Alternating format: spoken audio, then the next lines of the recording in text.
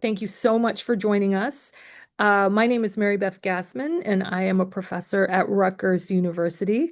And I also have the honor of serving as the executive director of the Samuel DeWitt Proctor Institute for Leadership, Equity, and Justice, as well as the Center for Minority Serving Institutions. And we are sponsoring this event today.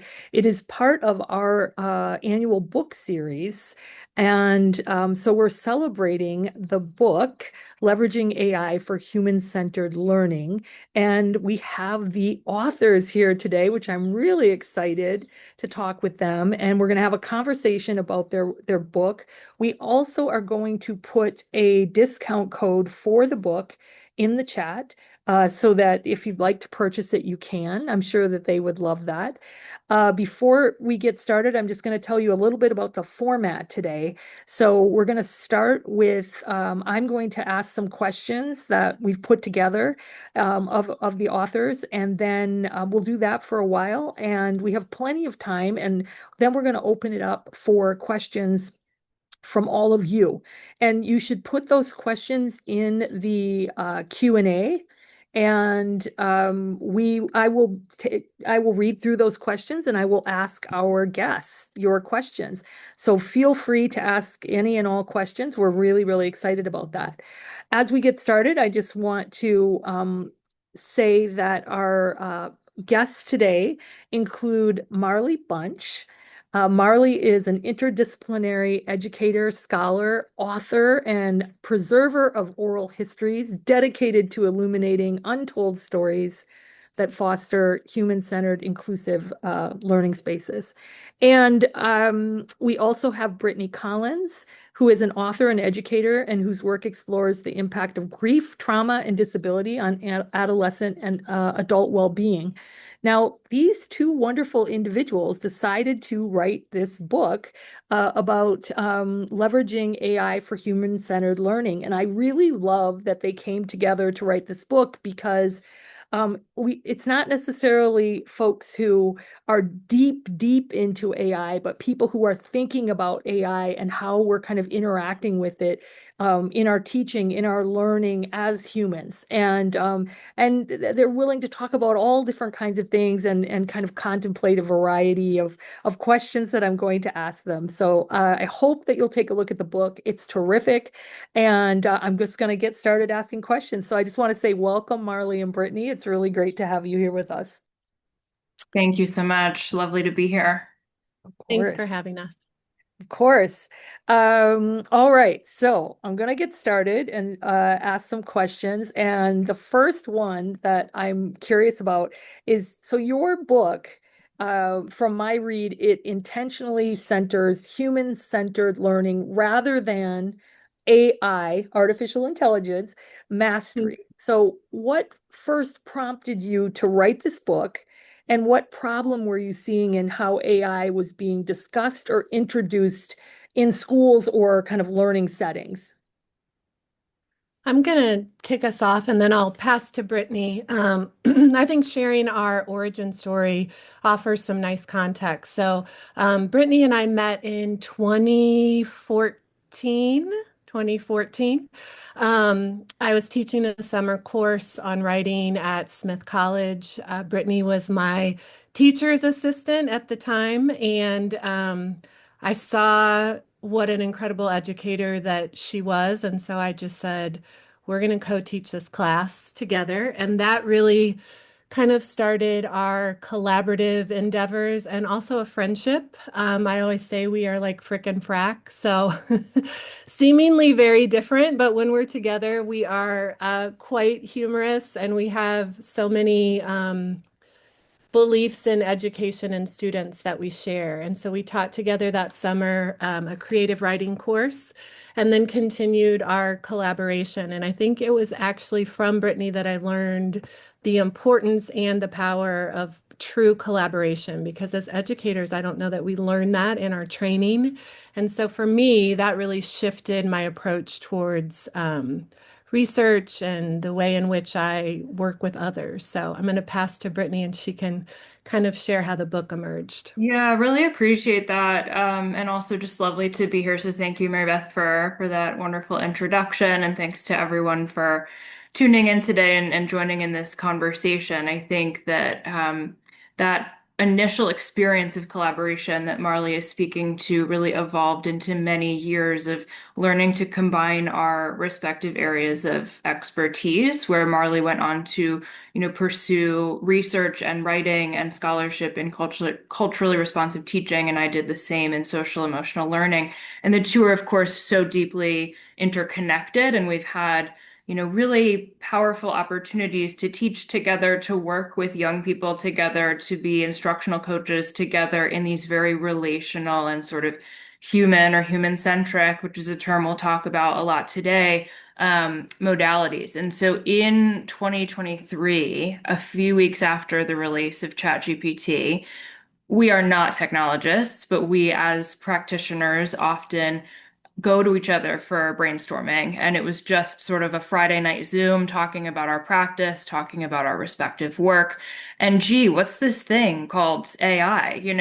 Have you tried Chat GPT? Have you seen what this is all about? And really was early days. And it's kind of compelling for us now to think about how different the world looks even 3 years later. And so anybody who's familiar with publishing knows that you write a book and then it takes maybe 1 or sometimes 2 years to produce that book and to get it into the hands of readers, and how rapidly sort of the technological and educational landscapes have shifted since then. But in that moment, we were thinking, as content creators and folks who are very, deeply immersed in sort of the relational side of teaching, what does this mean? And is it dangerous? Is it powerful? Is it good for culturally responsive teaching? Is it good for equity? Is it going to widen the digital divide? What does it mean for content creators? And all of those questions sort of led to the book project, which is inherently an inquiry and not so much an answer.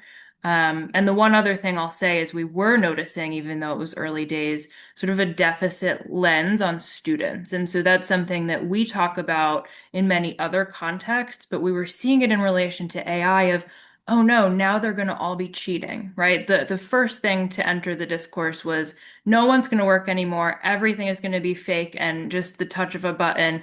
And maybe, right? And that is something that we need to be aware of. But at the same time, students want to learn. Students have an inherent capacity and desire for knowledge and connection.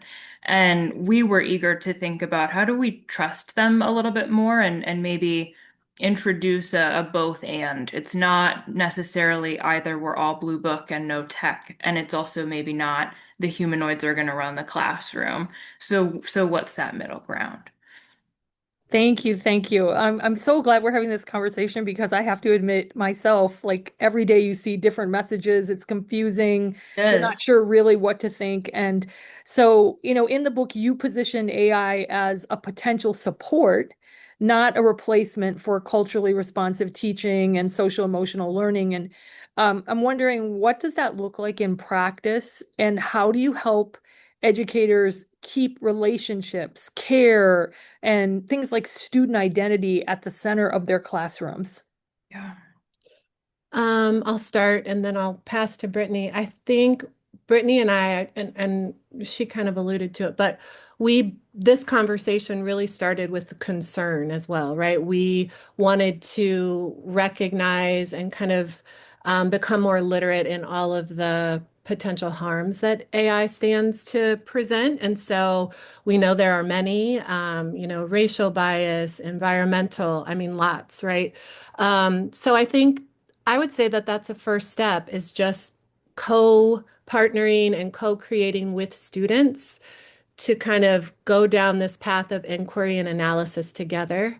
Um, I think I think the student voice in this is critical. And I think I would also then add making sure that not just students have some AI literacy, but also our families. The Brookings report just came out. There's a great podcast that my students listen to called Is AI Breaking Education? And they reference the Brookings report in that. But one of the biggest gaps that was found was that we are not providing families with support and information to help their students navigate AI. And so I think I would say this discourse is critical, and then being willing to walk with students on this journey in a very transparent way and allowing them to see potential benefits, but also making them aware of the many potential harms. So I think it starts with a conversation. Paradox is something Marlee and I talk about a lot, and allowing for that both and allowing for that paradox, right? And I think a lot about cognitive outsourcing is a term we sometimes hear in AI discourses, and there is many, viewers might have heard the MIT study that came out maybe a year ago now. My timelines are blurry. But showing significant reductions in brain connectivity after 4 months of ChatGPT usage when students were using it to write essays. And we don't know the developmental or the neural implications yet in truth, right? We're seeing some peer-reviewed studies come out. We're starting to see some brain studies that are really showing, what are the impacts if we do use AI as that outsourcing tool. But at the same time, there are other opportunities to leverage the same technology to perhaps reinforce cognitive processes that we do want to encourage. So I'll share one concrete example. I've had over the past few years the privilege through the nonprofit Right the World, where I work as the education director, to develop or co-develop a Socratic AI tool called Clara. It was designed actually by a teen at Stanford Online High School because he was seeing these same problems of practice and was, seeing his friends perhaps outsourcing essay assignments, and said, how do I take what my teachers are doing really well when they're asking me Socratic questions, when they're driving my writing and my thinking forward, and maybe turn it into a tutor that could be ready at any time for students in a more individualized, personalized manner. And so he created Clara AI, and that's something that I've been working with him to sort of roll out to students and teachers. And it's Socratic, right? So it's always asking open-ended questions that inherently encourage metacognition, encourage students to go back to their idea, back to their draft. And from an accessibility standpoint, we're working with students in over 125 countries. They may or may not have access to tutoring support, and they, might not feel comfortable publishing their work yet for human peer reviewers or for teachers, or maybe they're English language learners and they're expressing to us, I feel more confident when I have that sort of anonymous space to engage in the messy discourse first, or to share a draft that I'm maybe not super proud of yet, but I need help on. And then that's getting me to a place, sort of from an affective standpoint, where I can go to a peer. I can publish it on this global writing platform and get human feedback. So just one tool as an example for reinforcing sort of the human and the cognitive, but by way of that tech. Yeah, thanks. That reminds me too. I last week I wrote a piece for Forbes and where I interviewed a whole bunch of Yeah. people who are teaching, right? And how they're redesigning courses and things. And one of the people that I talked to told me that especially her English language learners, they were using AI because they felt like it represented them in a more professional manner Mm. than they could do themselves. And so it wasn't necessarily because they wanted to cheat. It was Yeah. because they felt like they were better represented in that voice. And she had to say to them, give me your voice, right? Yeah. Give me your voice. But sometimes, we might assume why somebody is doing something and it's for another Exactly. reason, right? Exactly. And Marlee and I have been talking a lot about ways to sort of open up safe spaces where students can share that information. So maybe it's an anonymous survey where, there are no consequences. We want you to answer honestly of why and when and how are you going to AI, even if that means you're telling me that you're using it for all of your assignments, because there's probably a very good reason why you're ultimately doing that, whether it's something else going on in your life or some sort of like affective reason. Like, having that data as instructors can really sort of empower how we intentionally reframe the presence of AI and also our own instruction and our own sort of individualization. And that's another thing that,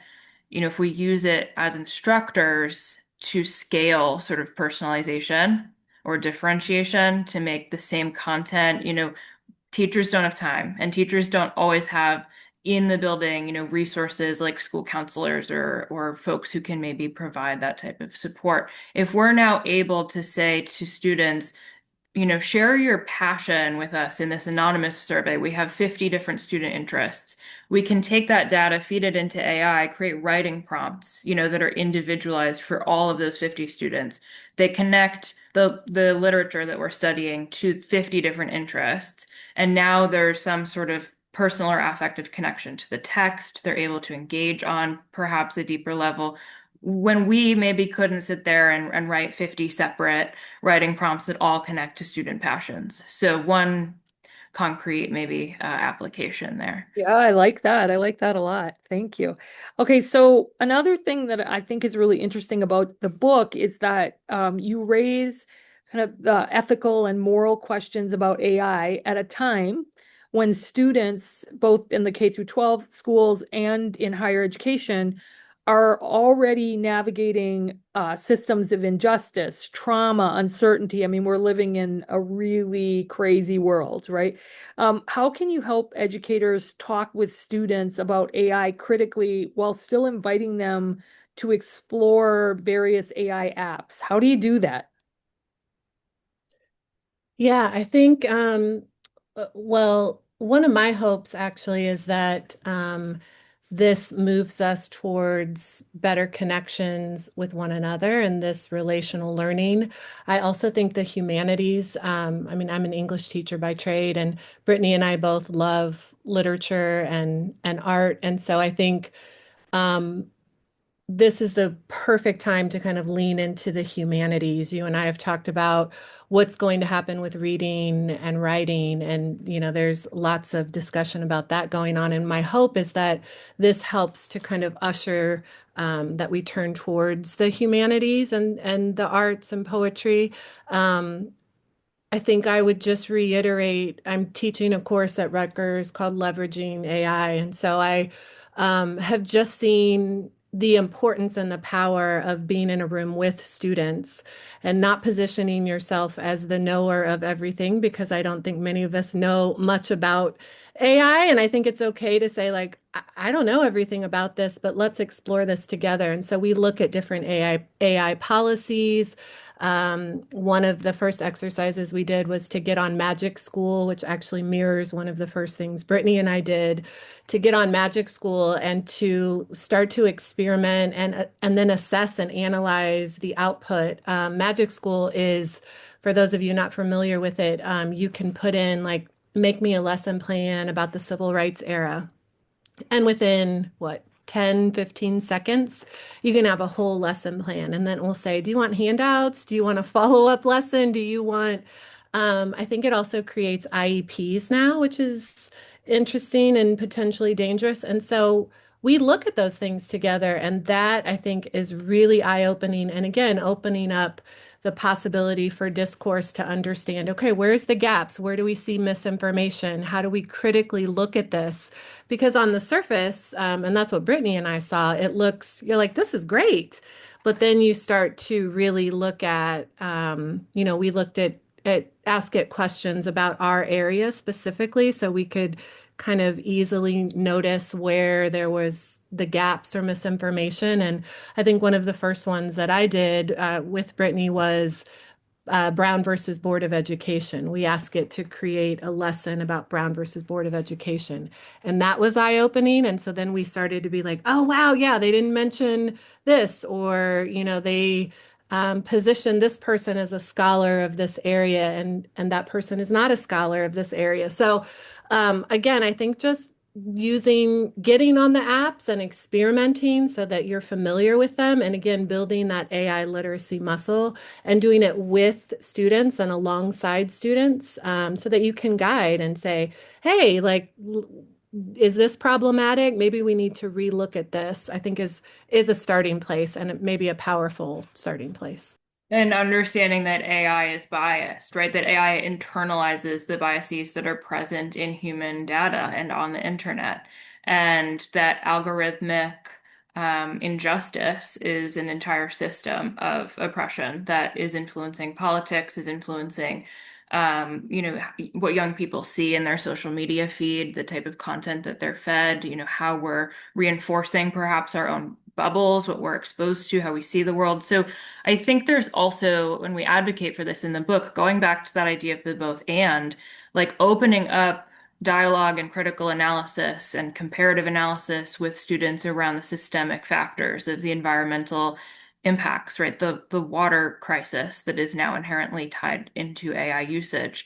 The biases that we've already mentioned, the potential youth mental health concerns, like that's all very important, I think, as a starting place because we can't best use these tools if we're using them blindly. So having that critical conversation. And then, as Marlee said, she and I were both trained in sort of constructivist education. And so that idea that you are co-creating learning with students who inherently bring funds of knowledge into the classroom and inherently have resources to contribute. And so whether it's classroom norms, AI policies, like let's have those active conversations to hear their perspective too and ask questions and learn from them. I did something called the Teen AI Liaison program, where teens would come in for a term and they would write as journalists about AI. And some of them would come in very anti-AI and, I want to be a journalist and this is going to kill my future job and I don't want anything to do with this. So that's why I, want to write about it. And by the end, had a completely different understanding and perspective and saw it perhaps as a tool and vice versa. And so I think that's just one example of how when we create space for youth to be knowledge producers, and maybe that's for younger students, right? We write about that in the book. Share with an elementary school class what you're learning about AI. It starts to kind of level the hierarchy a little bit. Thank you. Thank you. So here's another thing that I thought was really interesting about the book. And I'm asking this as someone who I like technology, but I also really like arts, humanities, and creativity, right? Which is possible. So each of the chapters includes these lesson ideas, reflection prompts, and even poetic reflections. And I'm wondering, why for both of you was it important to weave creativity, reflection, and sort of time to pause into your book about technology? That's a great question. I think those moments were important because I think one of the things that we want to do with this is go as fast as it's moving. And I think slowing down and having moments that intentionally get us to pause and reflect is really, really important. Maybe one of the most important aspects of learning and becoming more literate about AI. And then I think the humanities, writing and reading specifically, again, so close to our hearts, and art are beautiful ways to counter concerns that we might have about um, the lack of humanness in AI, right? So when we think about human-centered learning and human-centered teaching, it really is in those things. And so we included poetry. I think the other piece Brittany and I always are mindful of is how can we move theory to practice and implementation. And one of the hard things I think for many teachers is they either like, I don't know what AI is, or I don't know how to implement it in a way that feels productive, safe, responsible, ethical. And so we tried to provide resources to help teachers kind of navigate that if and when they are ready. And we hope that it feels like an interactive reading experience. I mean, the ultimate goal of this, I said we were leading with a question or an inquiry, right? The natural next step is dialogue. And so we hope that, by instituting those moments for reflection or writing or lesson planning or just, taking a moment to engage with a different genre, maybe a poem, that sort of models in a structural way what we're asking you to do yourself as a practitioner, but also with students, and that dynamism is something that AI doesn't always have, and that AI output doesn't always have. So I think that especially those poems that Marlee, that's sort of an aspect of her scholarship that she tries to integrate across disciplines and across content, and those really inspire us to reflect on the sort of homogenization that is around us with AI voice right now. And everything is starting to sound the same. We're seeing the same sentence constructions in journalism and advertising and social media, and like we can see when it's AI generated, but yet, we're in the bubble. So I think those moments to remind ourselves of the beauty of diverse discourse and different approaches to conversation is really, I keep saying both and, but like bringing us back to we're not fully wanting to go over to scale and efficiency and commodification. We're wanting to preserve that beauty. Thank you for that. It's interesting too, because I read an article just yesterday that was talking about how it was by a writer, and they were talking about how now, because so many of the things that AI does when it writes are things that people who are writing, especially within academia, Yeah. use, that all of a sudden she's trying to write in a way that doesn't it Yeah. no one, and then it's taking her voice away, right? Yeah. And she doesn't know what to Yeah. do. And then Yeah. I was talking to Marlee the other day about how I think I'm reading so many things that have AI in them that I'm afraid that like how what you read has an impact on Yeah. how you write. Yes. And I talked to Marlee about this, as well as my daughter who writes fiction, and she's like, "Mom, pull out the classics, read Toni Yes. Morrison, read whatever you can, Yeah. because if you want to not be reading the same thing all the time, Yeah. you do have to kind of expose yourself to other things. And this is especially difficult for teachers and college faculty as well, because more than likely they're going to be reading a lot of things that have AI in them. And so I definitely think this is something, at least I've been thinking about. Yeah. Absolutely. And the next generation that's sort of being socialized into that language, I think that there are already studies emerging showing that they are speaking and writing with those same conventions, because that's the water that, they're immersed in, they're swimming in. And certainly in corporate America, it's every email, it's every, document. But that's a great story, Mary Beth. I've been reading fiction. I've returned to fiction for the same Yeah. reason. As a nonfiction writer, I'm like often more leaning toward that genre, but for that same reason of I need some different sentence constructions and to kind of You remind myself. do, and that's how you learn, you learn to write and to be a better writer. I'm always telling people that if you read more and you read fiction as well, that you're going to be a better writer. I will tell you something else that links to what my reading of this book is. I've been kind of joking and laughing about it, but I decided a couple months ago to take up embroidery and just to teach myself how to do it. And not only did I want to learn something, but I also just wanted to be away from Yeah, technology. And you don't need technology to do embroidery. And yeah. you know what I mean? So I think in the midst of all of this, we do have to find ways to be more creative, to be more human. Mhm. And so I love that about the book. I want to Yeah, say that. yeah. Okay, so lots of educators feel really like overwhelmed about AI right now, but also somewhat curious. You're probably getting more people to be curious as we're sitting here. Can you talk about how your book supports teachers who might feel hesitant or really underprepared or even resistant to using AI in their classrooms and, at all levels? Hmm. That's a that's a good question. I'll just briefly talk, and then Brittany, I saw you were about to speak, so I didn't No, mean to. go for it. I think, enough of the research has told us, and again, this Brookings report talked about that not only students but educators want to have dialogue about AI, and there aren't really spaces to do it where you don't feel like you're being judged. So I would say find a space, find a colleague where you can literally sit on Zoom and analyze and have those conversations. And then I think the other piece is encouraging your school to adopt some sort of PD training. I think that's really important, that professional development. There's a great quote on that podcast where she said, we all need to swim, right? She likened AI literacy to the importance of we all need to know how to swim. Some of us are going to do deep dives, and that doesn't need to be all of us. So we can swim at different levels, but we all need to know how to swim.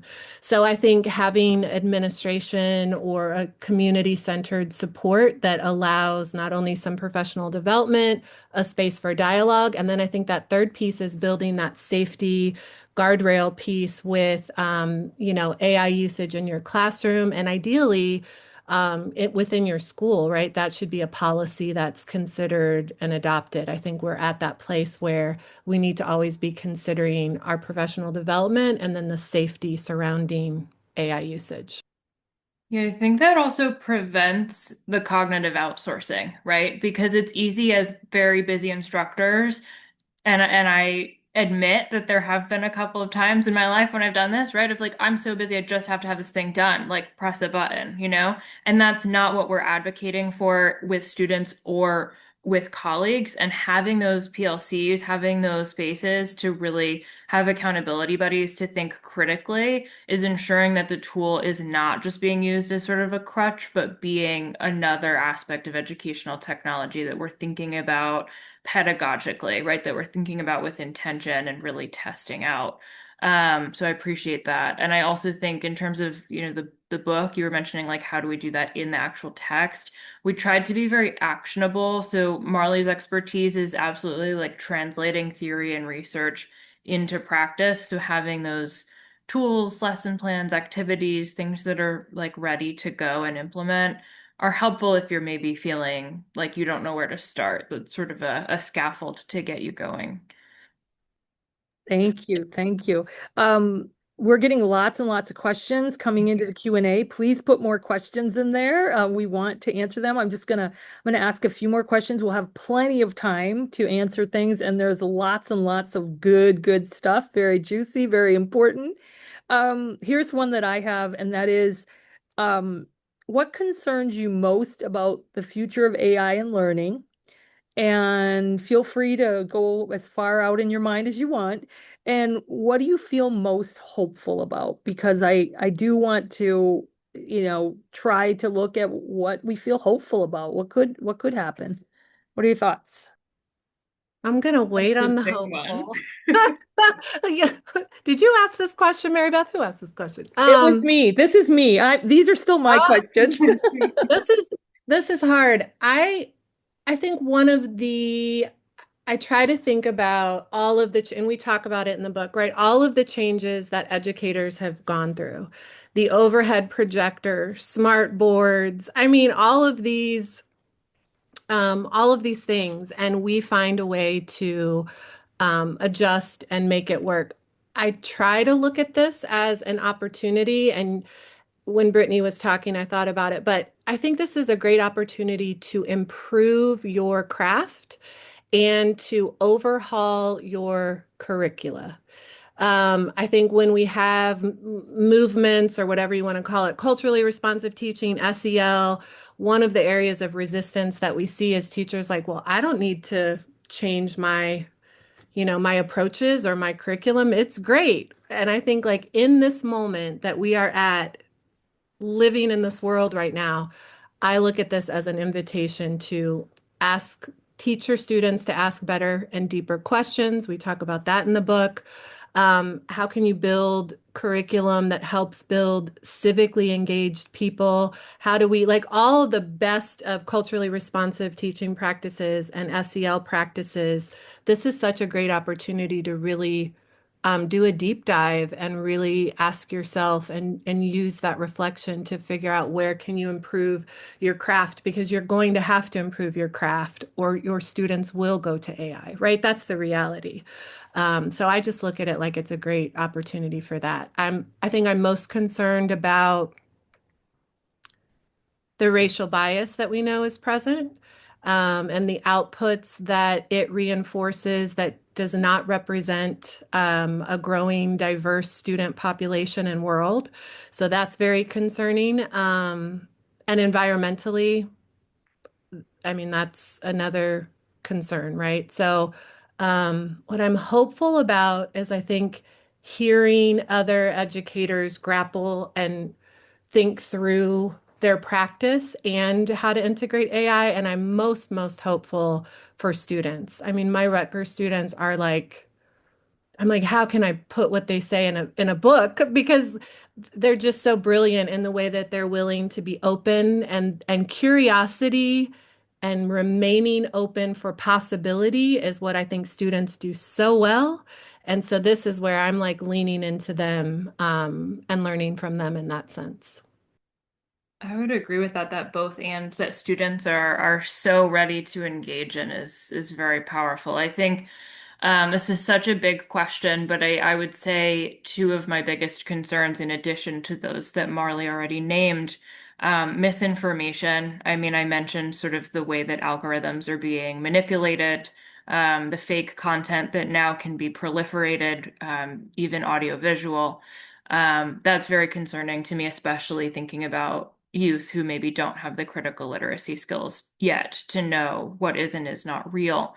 And second to that, I've done in the SEL space some research into sort of the affective connections, the attachments that youth are starting to feel when you feel like you're speaking to a person, right? And so there is this sort of pseudo affective connection that can develop that can be manipulated, especially if somebody's just particularly vulnerable, not in a good, mental space. I do a lot of research and work in the trauma-informed education world, and so familiar with those student populations who need support. And this, while some may say is one way to provide that support, I don't think we have enough data yet to feel confident in utilizing AI as any particular intervention. And so that deeply concerns me, and we've seen fallout of that in the news already, and that is devastating. I think that on the flip side of that, what makes me feel hopeful would be thinking about accessibility and thinking about the ways in which technology can open doors that may not have otherwise been opened. I mentioned how I've seen students using Clara as the Socratic tutor, to feel more confident to enter spaces they wouldn't have otherwise entered, to publish their work, to share with peers, to own their story and just feel like they had the behind the curtain experience sort of first to get themselves to that space. And there are many other, applications if we think about sort of special education, educational technology and the connections there. So big question, Mary Beth. All right. Okay. All right. So I've got one more, and then I'm going to start asking questions from our wonderful audience.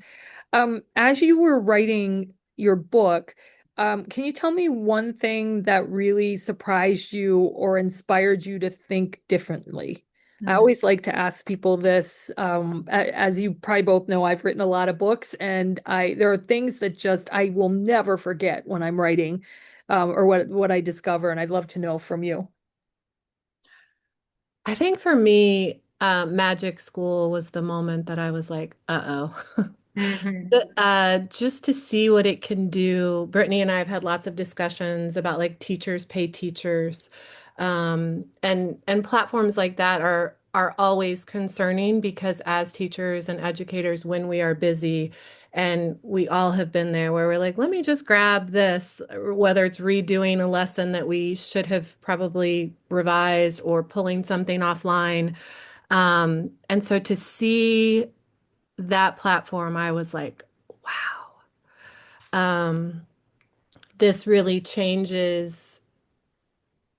I think it has the potential to change pedagogy. And I always try to think about in my work our pre-service teachers, right? Who many schools actually are signing up for Magic School and giving their educators access. Same thing with teachers pay teachers. Some schools say, no, you can't use it, it's banned.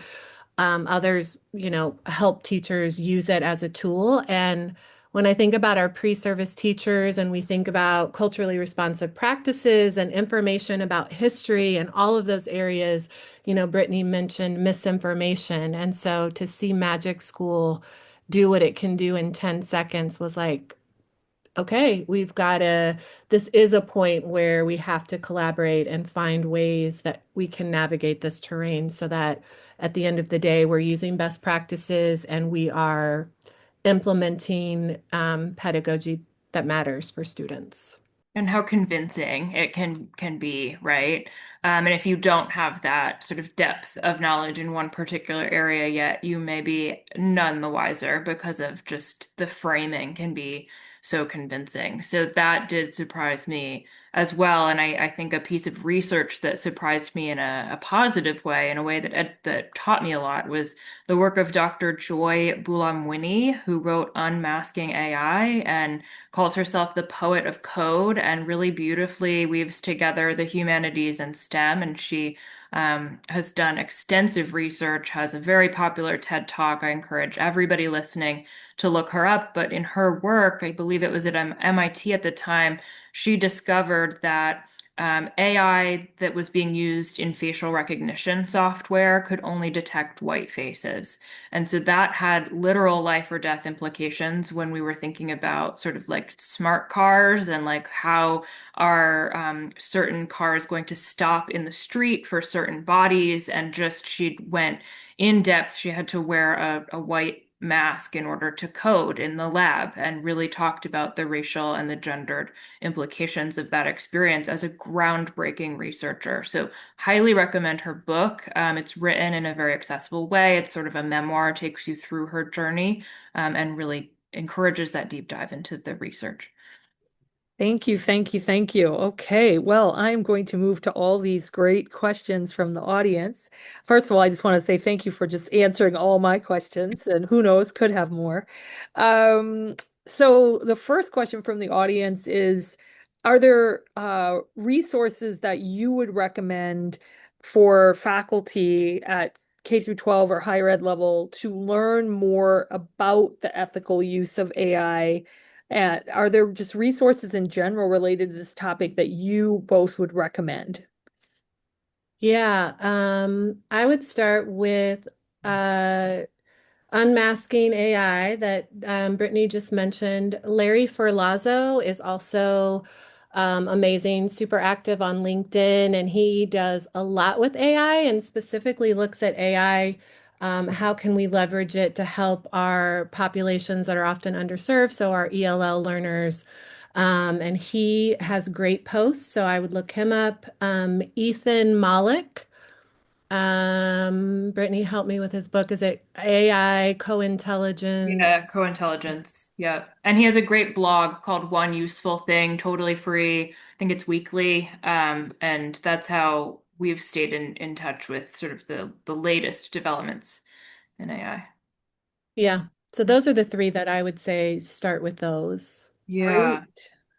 Great, great. Ben Klieger also I mentioned he was the teen creator of the Socratic tool I mentioned, and he's now, gone on to NVIDIA and is in college. And, for Cool. a youth perspective, I think it's very interesting to see how a young person is shaping that space, like directly in Silicon Valley, but from a very ethical, humanistic sort of vantage point.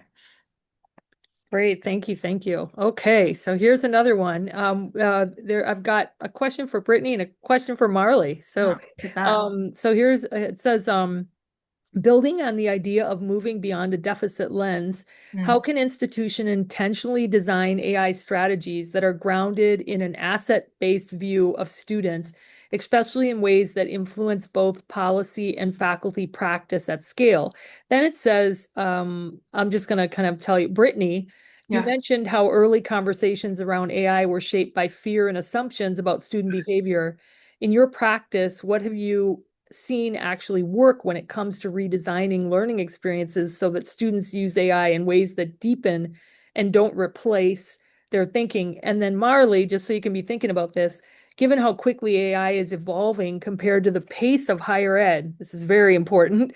What are some concrete ways institutions can move from experimentation to more structured or scalable implementation without losing flexibility or equity considerations. So this person That could has be a new several book. questions. Yes. That What could be what are you thinking? a whole nother book, but I What are really you thinking? appreciate the depth of that question and the intentionality of, this is the degree to which we need to be thinking about our pedagogy and these tools. My first answer, what pops into my mind in terms of what I've seen work in practice, may sound simple, but it's been very powerful, which has been listening sessions with the beneficiaries, with those directly impacted and diverse populations. So getting diverse student cohorts together from different demographics, different communities. If you're operating within one institution, of course, that may have to happen within that institution. And same goes for instructors. And I think it's also really valuable to have intergenerational discourse. So not just those separate listening sessions, but let's bring everybody together. And I know some may be listening to this thinking like that's not practical at all. I know it can be hard. But we've done that at the nonprofit that I mentioned, Right the World. We've seen 90 countries represented, and let's test out different tools together, critique them, analyze them, have the hard conversations, have the disagreements together. And then we emerge from that. Maybe we don't all agree, but we emerge with so much more data with which to try to create policies that reflect the information that we have collected through first more of an asset-based listening session where we're saying, teens, you have knowledge we don't have. You're in communities we're not in. You're seeing AI implications we can't see. So need to educate us and contribute to this discourse. Thank you. Marlee, what about you? I would say I don't remember the entire question. I know it was something about the pace of AI and the way Yeah, in which higher given ed. how quickly AI is evolving compared to the pace of higher ed, what are some concrete ways institutions can move from experimentation to more structured, scalable implementation without losing flexibility and also equity considerations? Yeah, I would say many courses, seminars around this topic, again, engaging students. I think most of my students now are either students who are going into the education field or students who are going into counseling. And that has been really great because it allows, we have people who are going into the science field, counselors. I mean, it truly is interdisciplinary. And so I view that as a great way not only to create other things that institutions might do, but to get feedback, to get some data and really have students again at the table as that's being created. And then the other thing is like those professional learning communities. I think institutions have great leverage and stakeholders in the sense that it really could become a hub or a space to have some of these critical conversations that are needed in order to kind of, as Brittany said, continue to bring many voices and perspectives in and assess kind of how we keep moving forward in ways that benefit students and learning. Thank you. Thank you. Okay, here's an interesting question. And keep in mind that our audience includes people from higher ed, from education, from nonprofits. So here's one, working in higher ed and considering the impact of AI in the future of work and education. How can we work with faculty who refuse to incorporate AI in their classroom, coming from that deficit perspective you talked about, and at the expense of students being trained on and understanding the relevance of AI in their future opportunities? I'm not a fan of AI, but I worry that the future will require people to know how to use it. So I want students to be prepared. And I just want to add something to that. It's interesting because when I was writing that piece for Forbes and I was talking to people, I noticed, and just in my talking to people all across the country, I noticed that some people are like, man, my institution has basically said, we're all in, we're doing this, you're going to learn, blah, blah, blah. And then other institutions are backing away, very hesitant. So it's really a mixed bag. And just curious about your thoughts on that question. Good question. A really good question. The first things that come to mind reacting first, Mary Beth, to what you just said about how educational experiences are so divergent now because of that, right? If you have somebody who's gone through a school at high school, some are going blue book, in college, sometimes the same. In other cases, massive grants to implement AI across every department. So that, if we're thinking about an equity and an access standpoint, is already making sort of a different playing field. If we look at the workforce, right, we're seeing the worst job market that we've seen since 2008. Some of that is because of AI, though not all. We're seeing every industry impacted by AI in some way, even the most sort of humanistic fields and disciplines. And so I think that from a pragmatic standpoint, pulling on data about the job market, about, how students are going to need AI literacy in the world at large, whether or not they agree with it or not, even if they're choosing to resist it, they still need to know why, right? And how to maybe work with colleagues who have different perspectives or companies with different policies. And then, rooting in story is so powerful. Marlee and I talk about this across pedagogy. But if you're working with a colleague who's so resistant, first understanding like a little bit about their experience and what's motivating that sort of positioning, but also sharing impact stories. So if you've seen a student who really learned something from AI or really struggled with AI, like on either side of the coin, rooting your argument in actual student stories can have maybe a different power or leverage, I think. I think I would just add to that some of the research is showing that one of the negatives of AI is the dismantling of trust. And it's typically talked about right between student and teacher. And so, but I think there's also another layer, and maybe that's between colleagues as well. And so I would just say this, growing as an educator and starting this whole journey with Brittany was so powerful and important for me. And originally we talked so much about this, like this is not our area of expertise.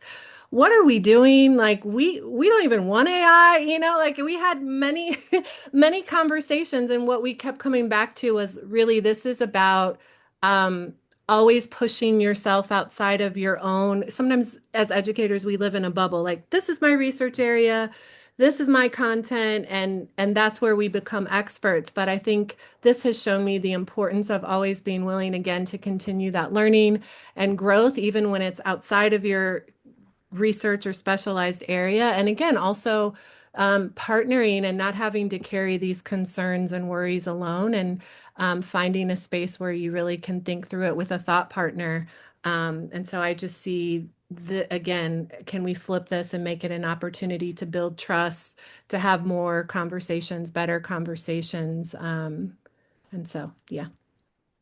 Yeah, it's interesting. I have this habit that I've had for, I don't even know, maybe 20 years, where whenever I get up in the morning, I always read in what I believe are reputable sources. I read for about, I don't know, 30, 40 minutes every morning, just so I know what's going on in the world. Okay.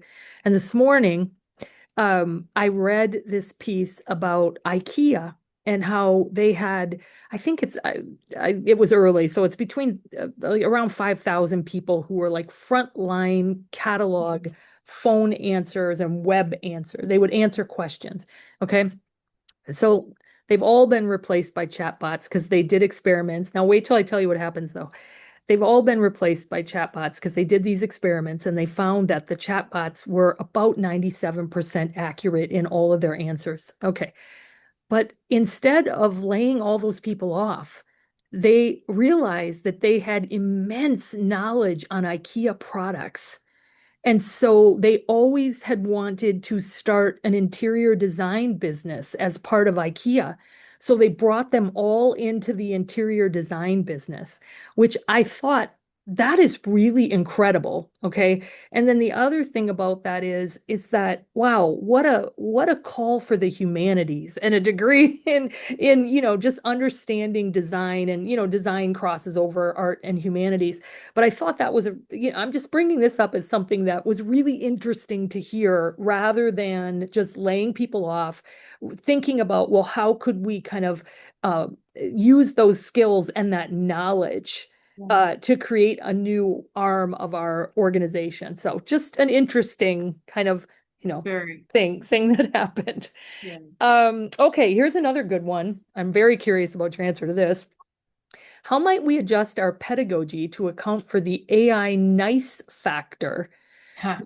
Models are designed to be nice for engagement purposes, but can quickly lead to sycophantic Yes. state of praising Yes. even average performance of humans' work. How can we ensure our students can detect and curate when this is happening? This is relevant to the rigor of student work when utilizing AI at all levels. What are your thoughts? That's a good one. A very good one. And that ties into that affective component that I was mentioning, where we are seeing youth who are developing like true attachment, right? Part of it is because it's so validating. It feels like you're talking to like the most understanding, complimentary peer. Like, why would you not want that, you know?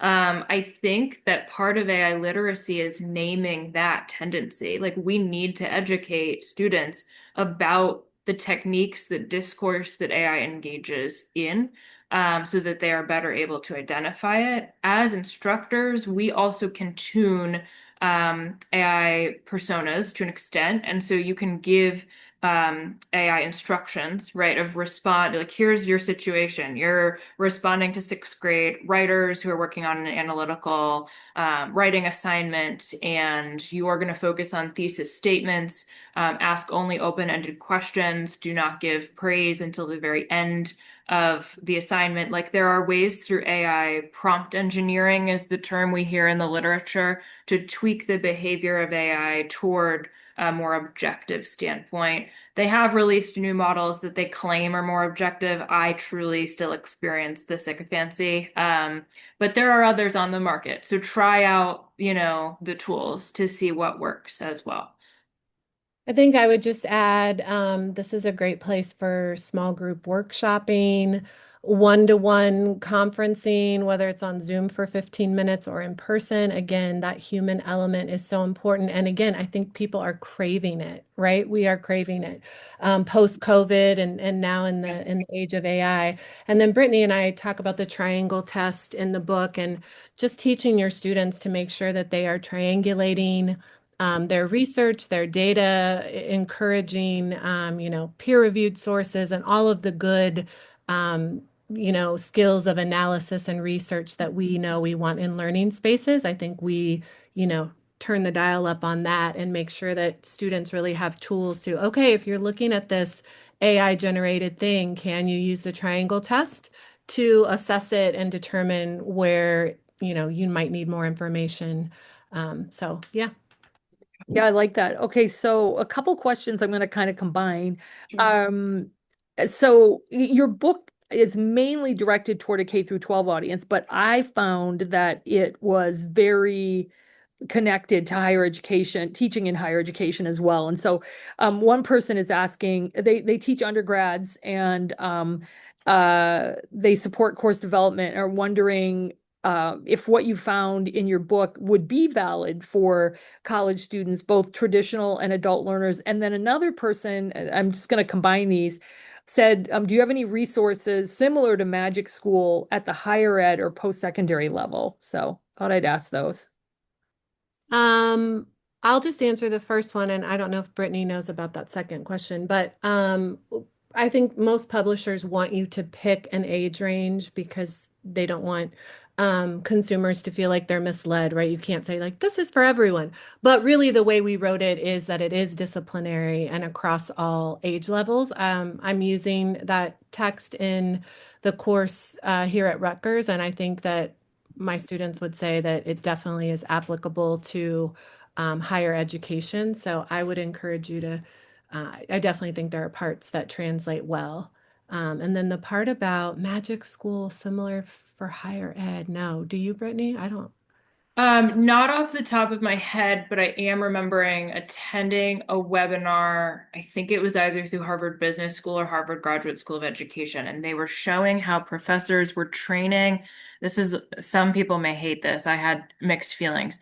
They were training AI bots to be like them as the professor so that students could access help outside of class. And it felt a little otherworldly, to be honest, but professors were feeding, all of their research, their textbooks into this tool so that the tool could develop their voice. It was trained on the class syllabus, the class rubrics, did not speak to anything outside of the class. It was just like, this is Professor Collins down in the corner, and when you're doing homework, you can like chat with your professor. And it, I'm not recommending that. I'm just saying that as something that I have seen in the higher ed context. There are obviously intellectual property considerations as well as you're feeding all of your own work into these tools to be aware of.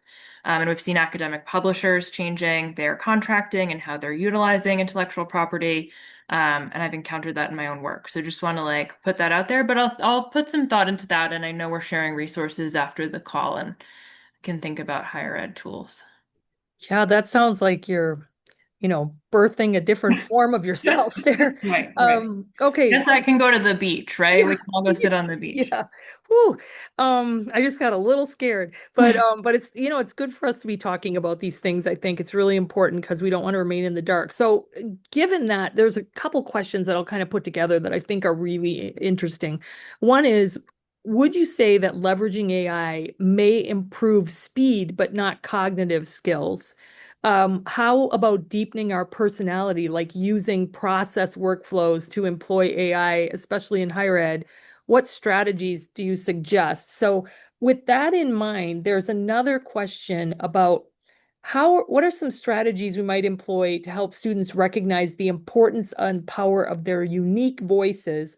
I feel like my biggest concern is students are reducing the importance of their voice because they're insecure and AI makes them sound smarter. So I'm kind of mixing that cognitive question with, Yeah. the voice question. I think those are things that I have been completely asking.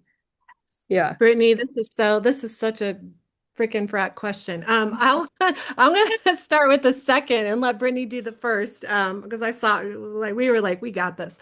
Um, I would say this is where oral histories in the classroom, stories. I think that it's interesting. K-12 definitely moved away from like memoir and autobiographies, and because they were testing different things. But I think returning to that is incredibly valuable. Um, Oral histories is, I mean, I just can't say enough about that. I don't know why they're not used in K-12 spaces, and I would even argue higher ed spaces more than they are, but I think now is that time because to witness and bear witness to someone else's story gives you permission to not only expand your view, but then to tell your own story, right? And feel a different type of validation than what the AI bots are feeding, right? It's the validation of like that human connection. So I would say this is where I would be leveraging that for sure. And poetry and art, I think, are equally, which I've said many times, and I'll keep saying. I think using poetry and art in the classroom is essential right now. Assignments that draw on lived experience, right? Which is all of those things that you mentioned, Marley, and all of your scholarship. Returning to that idea of funds of knowledge, Louis Small, 1992, maybe, if I'm remembering. Really, making space where students' lived experiences are being actively connected and integrated into curricula. But I think, what really stood out to me as a concern that I share when you were asking that question, is the sort of over reliance and the lack of self-trust or the lack of agency that we're seeing some students sort of develop. And there's research in IO psychology on micromanagement. And if you have a micromanager, that actually reduces self-trust, reduces efficacy, reduces performance because you start to feel like nothing is good enough unless that person, signs off on it, edits it, agrees with it. And so I'm seeing a parallel. I don't know that there's research to really back me up yet, but I'm seeing a parallel in how we're relying on AI in the same way. My own voice isn't good enough. I have to have this email edited by AI 3 times before I can send it out. Again, maybe just naming that, making folks aware of it, encouraging some of the self-reflection or journaling or discourse around why you turn to AI, when you turn to AI, and getting maybe to the sort of emotional landscape underneath it, the motivations underneath it, can just develop the awareness that can change the behavior. But then in pedagogy, if you're actually integrating tools, finding those that you can tweak the behavior of. So it's not just maybe an open ChatGPT discourse. It's those that are Socratic or those that are reinforcing particular cognitive routines. We talk about thinking routines a lot in teaching. And Harvard's Project Zero has a whole toolbox of thinking routines, finding tools that reinforce those. So it's not just feedback or validation or, whatever, fluff. It's actively turning students back towards their own ideas and their own cognition. I will just add, so an example if it's helpful. So Yeah. in the in my class, what students for their final project can either do an oral history and interview someone in their field or that they want to gain some expertise from. And then they can use an AI tool for translation, right? So again, they have access to a tool, but the oral history itself is centering that human centeredness, or they have the option of doing an AI integration plan which ask them to kind of walk through, okay, if I'm walking into my counseling office or my classroom, what is my AI integration plan? What does it look like? Where do I need to build those guardrails for harms? Where do I need to think about, you know, making sure students and families are literate, whatever it is. I think giving those options and doing a little bit of both is important. Also, just a really quick addition to that is having students actually analyze their AI usage. So if it's a writing assignment at the end, no judgment, but like let's have an active space where you reflect and analyze and critique and tell me, how you used AI. Was it helpful? Was it not helpful? When in the process were you using it? So that's its own piece of intellectual work. And maybe there's a rubric for that. Maybe there's feedback on that. So you're building active AI literacy skills. And it's not just like, here's one way to use it, but we're actually going to think about how you used it together. Yeah, that's so interesting too, because again, when I was working on this article, I interviewed Wendy Belcher at Princeton, who has been very, very vocal about AI. Really, really interesting. If you don't know who Wendy Belcher is, she's just a fantastic scholar at Princeton, and a good thinker. And when I interviewed her, I didn't expect her answer. She said, "Listen." People who cheat have been cheating their whole life. Okay, listen, I'm if my rule is this, my students can use AI as long as they are honest about it. If they Yeah. tell me they're using AI, fine. And then tell me how they're using it and then be critical of it. Yeah. And she's like, there's no way I'm going to be able to stop people from using AI. I just can't do it, you know? Mhm. And she's like, at first I tried, but it just too difficult. So and then I had other people who I talked to who said exactly what you just said, Brittany, which is if you're going to use AI, tell me about your process. I Yeah. want to know what the process is. So I think people are still trying to find out how they're going to do this, and it's very interesting. I will say, from my vantage point as a faculty member, I love when I get an essay not written by AI, and I can tell it's got errors. There are clunky Yeah. parts in it.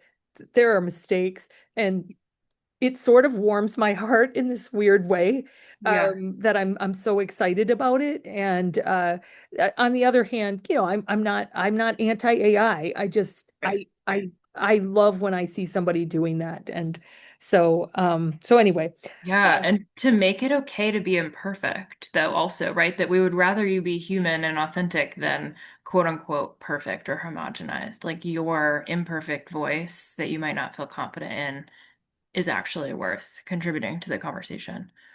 yeah. Absolutely. I have so many thoughts right now. Okay, I'm going to ask you some of there's so many good questions in here, and we still have about 20 minutes for those of you who are staying along with us. This is such a great conversation, and I feel personally I'm getting a lot of my questions answered as well. I've got some hard ones though. Okay, so I'm going to ask Hey, the we're hard ones. ready. We're Okay, ready. these are hard. These are deep. These are deep, but I definitely think we should be talking about these things. So, um, first, okay, how do we have conversations about AI while remaining critical of the collusion, I'm sorry, not collision, of the collusion of AI tech giants and the US military and industrial complex? Yes. Are there any AI tools that are not being used in this capacity? And for those of you who might be like, well, what is that about? You probably all saw a couple weeks ago or a week ago the issue around Anthropic and OpenAI and supporting military force in the Trump administration with Anthropic dropping out and OpenAI kind of joining in. So what do you think? That's a deep one. It might be beyond the scope of what you're thinking, but just want to ask. Well, I think my first reaction, rather than making rather than imparting my own belief system, I'm going to say that as active users, if we're choosing to use AI for our own um, selves, we need to do our research. So know that you're using. Know your own moral code, know your own ethical code, know what you're okay with supporting and not okay with supporting, and do that research. Encourage students to do it too, because we've talked today about the systemic components and the systemic concerns. A lot of that is hidden, it's covert. You just log onto the site, you're not going to know that. So encouraging folks to follow the trail and really understand the systems behind the tools that we're using. I think that's so educational in and of itself. There are tools that are separating themselves from some of these tech giants. There are smaller minority-led, women-led, LGBT-led tech companies and tools that are trying, as we saw with Blue Sky, several years ago, like trying to be anti-meta. There are other spaces. They may not be what's on the front page of the New York Times. So I would just encourage us all to engage in that self-reflection and that critical analysis and maybe come to decisions for ourselves of what we feel okay with. But it is critical to be aware of and foster awareness of. Thank you. Thank you. Marlee, did you have something you want to say? No, I think Brittany said it all well. I would just add on, Ethan Mollick talks a lot about that, and Brittany and I use him a lot in our research for the book. And he talks about how like you should be spending your free time during the day looking at these different tools and trying them. That is the only way to have any understanding. And then I would just say the social and legal justice apps, many of them are Black and Brown owned. And so looking into some of those, I think that's always a great place to start. There's one called Upswing, Milo Education. There's several. And so there is kind of that grassroots organizing going happening. And so again, you have to maybe look a little bit harder to find it, but it's there. So And figure out too which tools are actively training, taking data that you're inputting to train AI, right? And so Clara AI does not. Any student input is gone. It's not used to train. It's not held. But not every tool is like that. And so be aware of what you're inputting as well on different platforms. Okay, so here's a great question. I notice a discrepancy between my students' work when I grade their assignments and their lack of participation in class discussions when it comes to critical thought, um, written versus oral. This shows me that they're using AI generated responses for their assignments. How do I address this? have them debate AI. Right? Like sometimes I think students are like, if they're disengaged in a topic that's necessarily related to the course, bring up, like when I was in school, it was like current event, right? That was what you would bring in a current event and the class would talk about, and then everybody started talking and it was this great, robust conversation. Have them talk about AI. It's a Yeah. great starting place. Yeah. If they're using it already, then bring it in, right? Move it from covert to overt. If it's happening, then let's think about it in an educational way and without judgment, right? Like making sure that it's a safe space first for them to feel like they can honestly share why. Are they feeling insecure? Are they feeling like they don't have the verbal skills yet? Are there ways that they might feel ready to practice those skills? Like let's kind of bring it to the forefront. Um, so I would just echo what Marlee said. But I would also say they may not always be. There can also be a discrepancy between one's capacity in one modality and one's capacity in another, right? And as a writer, I always feel that way. I'm like, I'd rather write that than say that. So I understand sort of the potential discrepancies as well there.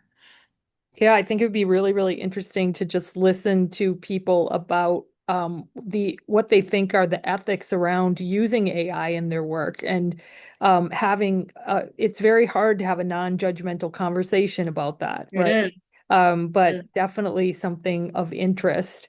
I Yeah. noticed there was a number of surveys going around. I filled one out the other day, and I just thought to myself as I was filling it out, I wonder how many people are actually honest when they're Mhm. filling this out. It's because people are not always honest in surveys, just like they're not honest when they go to when they, fill out their weight or their height or, Mhm. things like that. So, okay, here's a big one. Okay, and this links and hopefully Jacinda's been doing such a great job in the background on tech for us, putting all kinds Yes, of thank you so resources much. in there.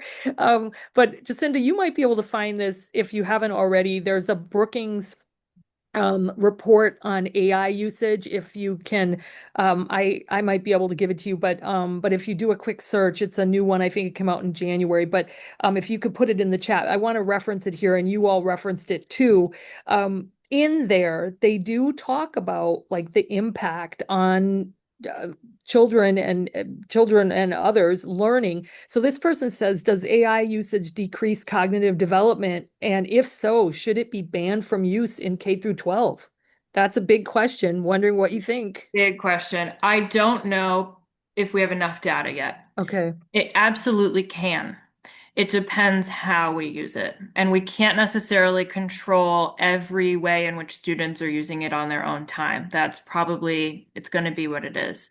But in our classrooms, in our pedagogy, and how we encourage and scaffold use of it, I don't think it's as simple. The research is showing that it's not as simple as using AI automatically causes, cognitive decline or prevents learning. I think I go back to that MIT study, right, that does show very, very concerning changes in brain connectivity and development, especially if we're thinking at the adolescent level where I work, if we're thinking younger. I can't speak to elementary. I don't have the expertise there, but it concerns me.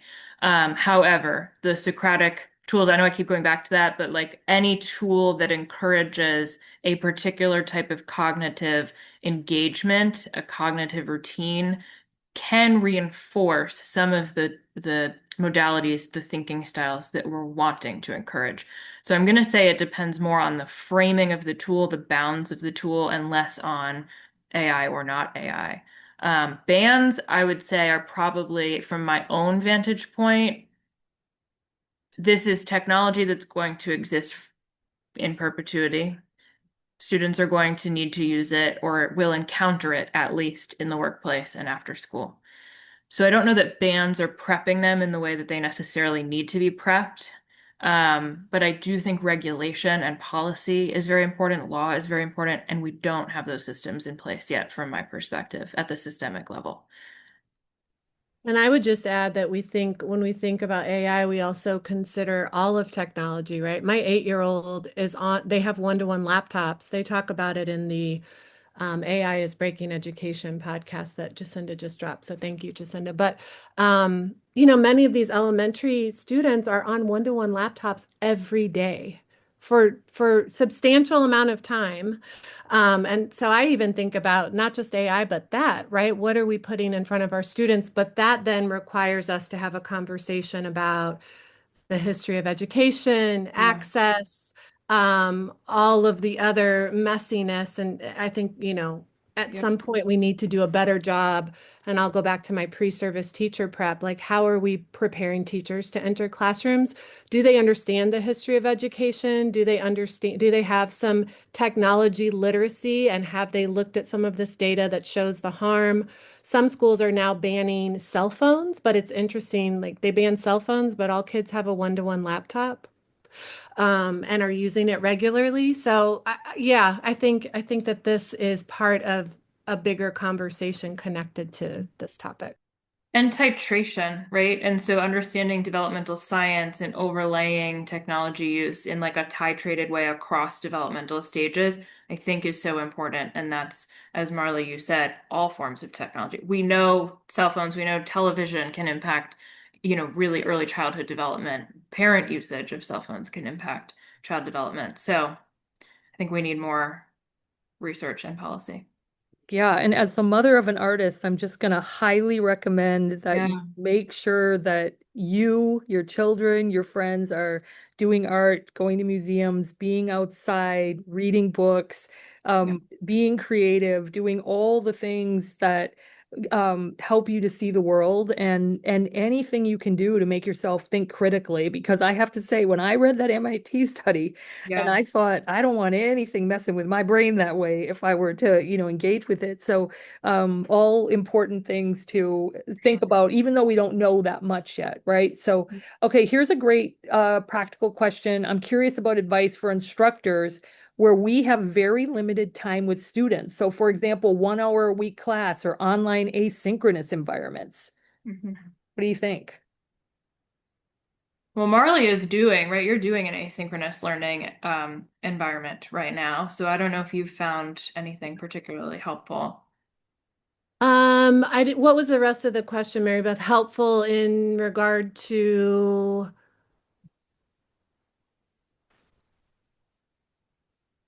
I think you're muted, Mary Beth. I am. I was working around trying to find my questions. So Um, basically, they were interested in. So let's say you have limited time with students, like maybe an hour a week or an asynchronous course. Can you think yeah. about, ways to engage students Mm. in this this AI environment that we're dealing with? Yeah, that's interesting. So I think building relationships, this is where Brittany and I would say are very similar. It has always been, I think that is foundational to teaching practices. It sounds fluffy, and so sometimes you have teachers like, "Oh yeah, yeah, building relationships," but it's so true. And now we have, more data showing the importance of that, those relational connections. So, for example, we did an assignment where they looked at their positionality, and talked about their community connections. That was really powerful, and I had the option to share that out on a discussion post. Again, we make things optional. We don't require students to share things that might be personal. Brittany and I talk about that in our work and writing.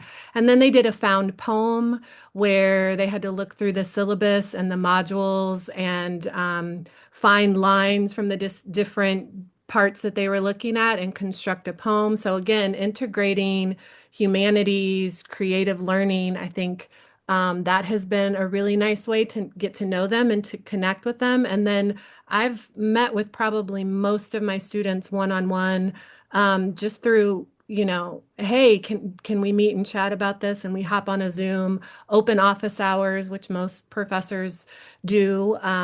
But yeah, I think just pushing that opportunity to connect face to face, even if it is on Zoom, and then doing activities and having rich discussions that again allows them to bring in perspective, stories, lived experiences, is important. Another small example of that in the book, a concrete activity, is deep fake ekphrasis. So, any poets in the room know ekphrastic poetry is poetry written in response to art, but typically narrating the art and what's going on in the art. And it's a way into critical analysis and visual analysis. And we have an activity where, with appropriate, I must caveat, deep fakes, which folks may know are AI generated images. that sometimes represent realistic things. It could be, a deep fake of a place that you call home or have a connection to. And writing ekphrastic poetry that's analytical of that deep fake is another way to merge, art, humanities, AI critique, AI literacy into something that's relatively short and sweet, and can be integrated into a brief lesson plan and a quick bite sort of series. Marlee, you and I do this sometimes when we teach, is having just like quick ways to share resources. Maybe it's one resource a week, it's one podcast a week, or one discussion question that just sort of lives somewhere in your learning space, can be helpful. I'm Thank going to see if I can find a link to drop, but the New York Times does something that we've used in our classroom forever, and it's called What's Going On in This Picture. Yeah. Sometimes they call it Pictures of the Day, and it's global, right? So from all over, and it's just an image, and they're beautiful. They are beautiful. And so giving students even that to respond to in a discussion, similar to that poetic form that Brittany was speaking about, but um, exercising those skills of analysis, and they're beautiful. What's going on in this picture? New York Times. Thank you. Okay, so I've got maybe one or two questions left. So this one may be a little bit out of your like wheelhouse, but I have someone asking, what AI platforms would you employ in doctoral research and why? Hmm. Anybody got an answer? If you two don't, I am happy to, but So Perplexity is one that has greater access to scholarly research. I believe it's still all open access. So there are still some limitations to what students will be able to find on there. But thinking about literature review, I would never have AI do my actual literature review, but in the way that we search for articles on other library databases, other, scholarly databases, even just Google Scholar. Using Perplexity in that same manner has been helpful to me, particularly when going outside of my field. I know where I like to go for education or humanities research, but Perplexity has helped for more STEM research. Of course, you have to check the links, check the authorship, make sure that the folks are actually writing the articles that Perplexity claims that they are, but it can be a helpful way to start that review of the literature, I would think. Marley, anything from you? No. I got nothing on that one.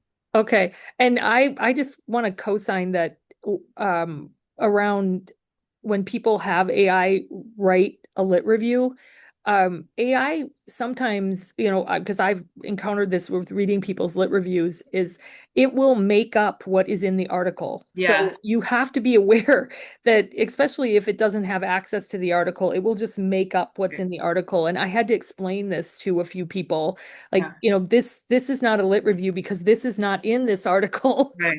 It's just making Right. it up because in the end, it's trying to please you. So Right. important to keep in mind. I do Yeah. think that there are quite a few resources for doing research that use AI now as part of them, but you do some of the work, but they will use AI as part of it. Mhm. Almost everything that we're seeing out there has an AI component to it now. But I will say I would be, the idea of you doing your doctoral research is that it's you and Yes. that, it's your brain. And I think it's fine to use AI as a tool or as a support, but when you start to have AI do everything, which I have run across, not thankfully not at Rutgers, but a few people doing that, it's just it doesn't really work because it's not as accurate as you can be. Yeah. Um, so that is going to be our last question. And I just want to say thank you so much to Marlee and Brittany for a great conversation. I have to say I thoroughly enjoyed this and just learning so much from the two of you and having you challenge my own thinking too. Really, really great. I'm still so open to what is going to happen next, with some concerns, but also some hope. We'll see. And I just want to say thank you. I hope hope folks will get the book. We did record this session, so we'll send you the recording. We will also send you a code. If it wasn't working for you, we're going to send you a new code, and we'll send you a list of resources as well. So we hope this was great. And again, thank you to Jacinda, who is behind the scenes, just doing an amazing job today, just on it. And thank you to all of you for joining us. We really, really appreciate you being with us today. Thanks so much.